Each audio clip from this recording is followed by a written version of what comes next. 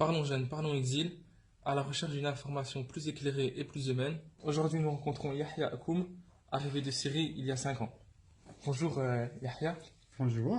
Donc moi, je m'appelle Yahya, comme tu viens de dire, je Ouais. suis syrien. Je suis arrivé en Belgique en 2012 comme demandeur d'asile. J'avais pas, en fait, à l'époque, il n'y avait pas ce passage difficile par la Turquie, la Grèce, tout ça. Moi, j'ai eu plus de facilité. Donc je suis arrivé directement en Belgique avec un visa étudiant.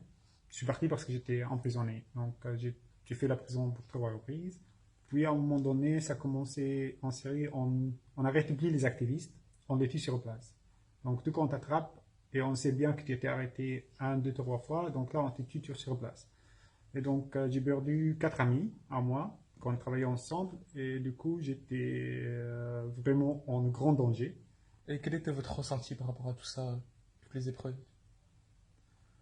En fait, le ressenti normal de quelqu'un, tu vois, ta vie elle est en danger, et du coup, un fonctionnaire qui habite à Bruxelles qui ne prend pas ça en considération.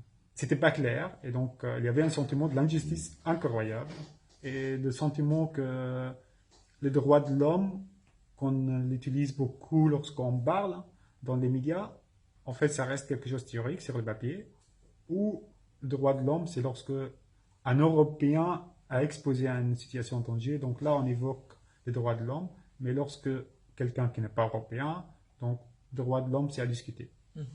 Alors, et pour vous, qu'est-ce que la Belgique pourrait faire pour améliorer sa politique d'immigration? Tout d'abord, je ne suis pas à la place du gouvernement, donc, mais à mon point de vue, tout d'abord, il faut respecter les droits de l'homme. Dans n'importe quel traitement d'un dossier, il faut respecter les droits de l'homme tout d'abord. Deuxièmement, on doit respecter les valeurs de la Belgique, les valeurs de l'Europe.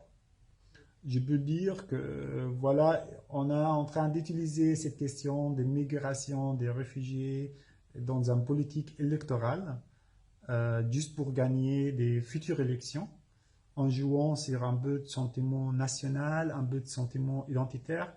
On veut, entre parenthèses, l'intégration économique. Ça veut dire, on s'en fiche de tes certificats, on s'en fiche de tes diplômes, on s'en fiche de tes expériences précédentes.